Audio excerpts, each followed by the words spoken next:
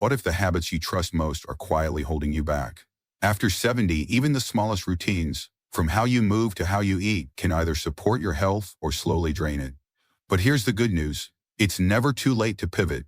In this video, we'll uncover 7 everyday habits to stop after 70, not out of fear but out of wisdom. Backed by elderly insight and real core stories, these small changes can unlock more energy, sharper thinking, and true freedom. Stay until the end to learn the one silent habit almost everyone overlooks, yet it could change everything. Habit 1. Avoiding strength changes movement. One of the biggest mistakes people make after 70 is assuming it's safer to slow down and do less. It sounds reasonable. Your joints may ache more than they used to. Your balance may not feel quite the same. And the thought of lifting anything heavier than a grocery bag might feel intimidating. So many older adults stop using their muscles altogether, thinking that rest equals protection. But in reality, avoiding strength breaks movement is one of the fastest ways to lose independence, mobility, and the ability to live life on your own terms. Bottle doesn't just keep you strong, it keeps you alive. After 70, muscle loss, also known as sarcopenia, begins to accelerate unless we actively work to preserve it. This isn't about lifting heavy weights at the gym or training like a bodybuilder. It's about keeping the muscles you already have engaged. Even small amounts of resistance, like body weight exercises, like dumbbells or resistance bands, can make a huge difference. The key is consistency and intention. Every step you take, every time you stand up without assistance, every time you carry a bag or reach for something on a shelf, your muscles are the reason you can do it. Let me tell you about George. He's 82 and used to avoid most physical activity after a minor fall. He was afraid to push himself, afraid of getting hurt again. So he stuck to the recliner, short walks, the familiar routines. But after a visit to a physical therapist, he learned that inactivity was doing more damage than movement ever could. He started with 5-minute strength routines, none fancy, just standing from a chair without using his hands, lifting soup cans, and practicing balance by standing on one leg near the kitchen counter. Within 2 months, his legs felt steadier, and his confidence started to return. There's something powerful that happens when you use your body with purpose. It's not just about mobility, it's about dignity. It's about knowing you can get out of bed without fear, walk through the store without needing to lean on a cart, or get down to the floor to play with your grandchild and know you can get back up. Strength gives you that, and it doesn't take hours a day. Just a few simple, repeated movements can begin to rebuild what time has tried to take away. The reason many people don't talk about this is because strength loss happens quietly. It doesn't hurt, at least not right away. But you notice it in the little things, struggling with stairs, or needing to lean on your arm just to stand up. The sooner you notice it, the sooner you can reverse it. It's never too late, and you don't need fancy equipment. You just need to decide that staying strong matters more than staying still. Habit 2, eating like you did in your 40s. One thing that trips up a lot of people after 70 is believing they can eat the same way they always have. Same portion sizes, same timing, same comfort foods on repeat. It feels familiar, it feels easy, and for a long time it might have worked just fine. But your body isn't running on the same fuel system it had 30 years ago. Your metabolism has slowed, your digestion may be less efficient, and your nutritional needs have changed. Yet many folks continue eating out of habit instead of hunger. And that quiet mistake can lead to weight gain, sluggishness, and even blood sugar problems that sneak up on you. The truth is, after 70, every bite matters more. Your body doesn't need as much food as it used to, but it does need more of the right kinds of food. Foods rich in nutrients, easy to digest, and designed to support your bones, brain, and energy levels. That means fewer large servings of heavy meats, starchy carbs, or processed snacks, and more small, balanced meals made up of fiber-core vegetables, lean proteins, healthy fats, and water-dense fruits. It's not about starving yourself. It's about eating in a way that supports how your body works today, not how it worked 30 years ago. Let me tell you about Helen. She's 75 and never thought much about her meals through the day. In addition to her fat, but she started noticing that after dinner, she felt bloated, her energy dropped in the afternoon, and her pants no longer fit the way they used to. Her doctor didn't scold her. He simply asked her to try something different. Slightly smaller portions, adding more vegetables, and paying attention to when she actually felt full. Within a month, she wasn't just lighter, she felt clearer, her sleep improved, and she said her mood lifted in ways she hadn't expected. This isn't about dieting, it's about adjusting. Just like you wouldn't wear the same shoes you wore in your 30s, your body doesn't benefit from the same eating patterns either. With age comes wisdom, and that includes wisdom about food. Eating less isn't about deprivation, it's about efficiency. It's about giving your body what it needs and letting go of the extras that only slow it down.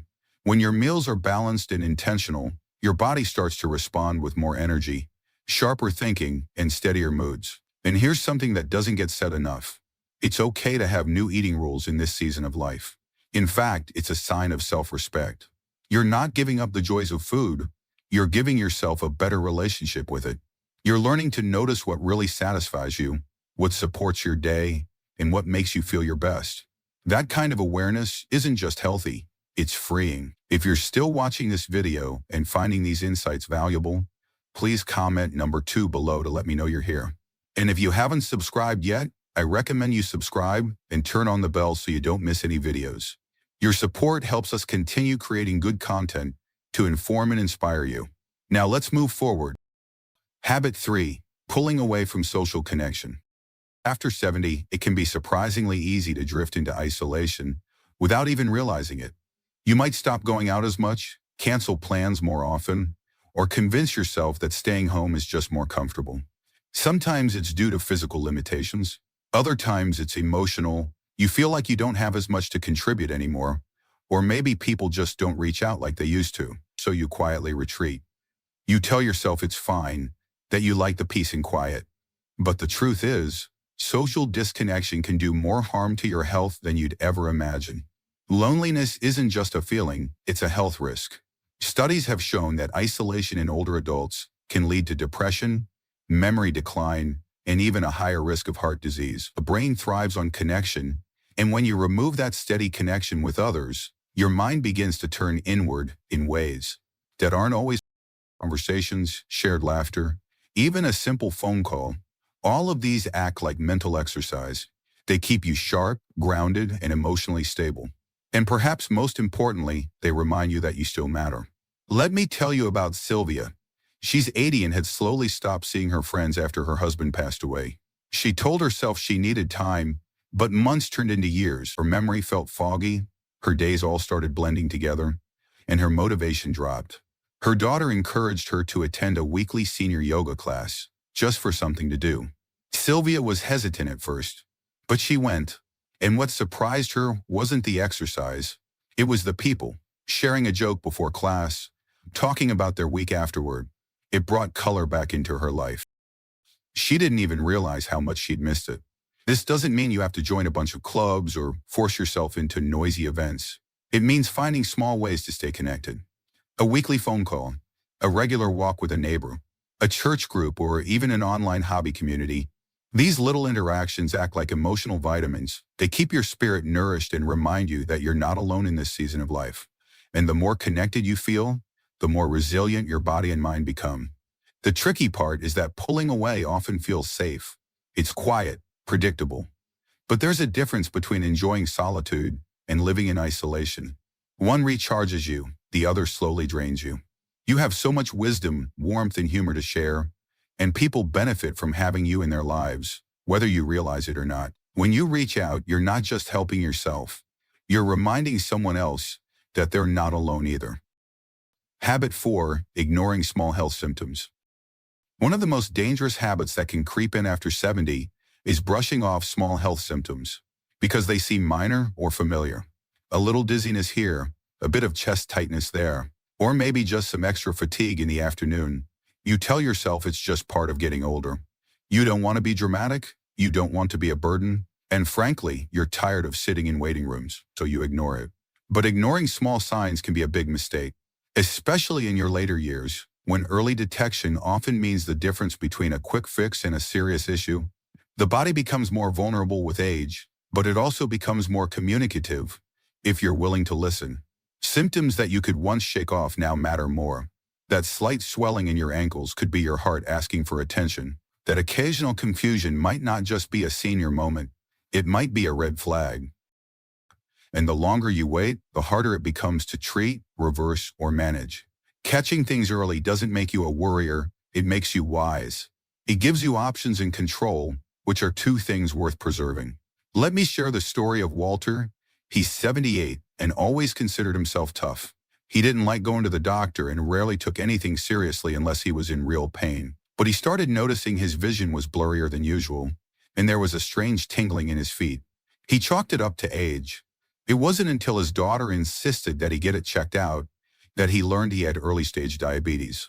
Because he caught it early, he was able to manage it with diet and activity, but his doctor told him plainly, if he'd waited much longer, it could have become irreversible. You are the expert on your own body.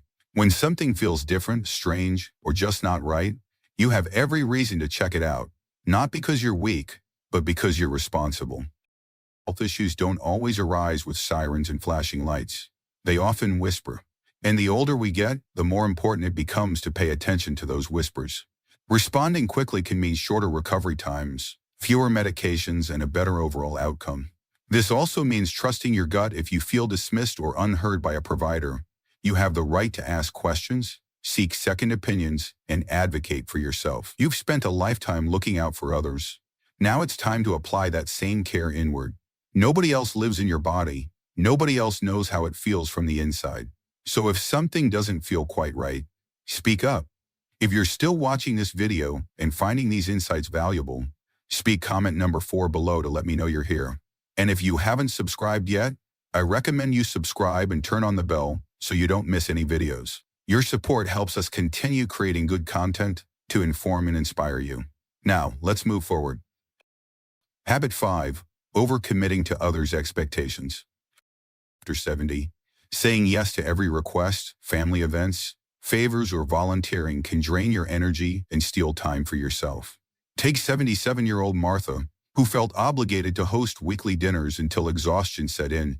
She scaled back to monthly gatherings, reclaiming rest and joy.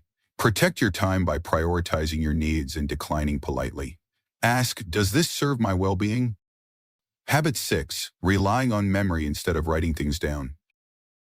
After 70, one of the most common yet underestimated habits is trusting your memory more than you should. You've always remembered birthdays, appointments, what pills to take, and when to take them. And for most of your life, that worked just fine. So you keep doing it, residuing the day's plan in your head, reminding yourself to call someone later, or trying to keep track of your medications without writing anything down. But here's the quiet danger. Memory isn't as reliable as it once was. And depending on it without support can lead to small slip curls that have big consequences. Forgetting an appointment is one thing. Forgetting whether you already took your medicine is something else entirely. And it happens more than people admit. You might double up by accident or skip a dose entirely, thinking you took it earlier. That one small moment of uncertainty can snowball into real health issues, especially with blood pressure meds, diabetes medication, or pain management. But here's the truth. Writing things down isn't a sign of decline. It's a sign of responsibility. It's how you protect your future and reduce stress today. Let me tell you about Bill. He's 73 and always prided himself on having a sharp mind. He handled all the bills, tracked all the birthdays, and never needed a calendar. But after missing a specialist appointment and accidentally skipping his morning dose twice in 1 week, he realized something had changed. At first, he felt embarrassed, like he was admitting weakness. But after starting a simple notebook system and setting phone alarms, he found he wasn't just remembering more, he was worrying less. He said it felt like he'd handed off some of the weight he'd been carrying silently for years. Our brains are doing a lot more than we give them credit for. And after decades of life experience, it's normal and expected for short-term memory to slow down. That doesn't mean you're failing, it means your system needs support. Writing things down, keeping a calendar on the fridge, using a pill organizer, or setting a few simple reminders on your phone, it's not about being forgetful, it's about setting yourself up for success without leaving anything to chance. What often surprises people is how freeing it feels to take things out of your head and put them somewhere visible. It clears mental space, reduces anxiety, and builds confidence. You stop second-guessing yourself. You stop repeating the same mental checklists over and over. Instead, you trust the systems you've created, and your mind can finally rest a little. Habit 7. Resisting technology altogether. One of the most limiting things people over 70 often do, sometimes without realizing it, is completely shutting out technology. Maybe it feels overwhelming. Maybe you've tried it before and felt frustrated. Or maybe you've convinced yourself that it's just not for you. You might say things like, I don't need all that stuff. Or, I'm too old to learn. Or, I've gotten by just fine without it.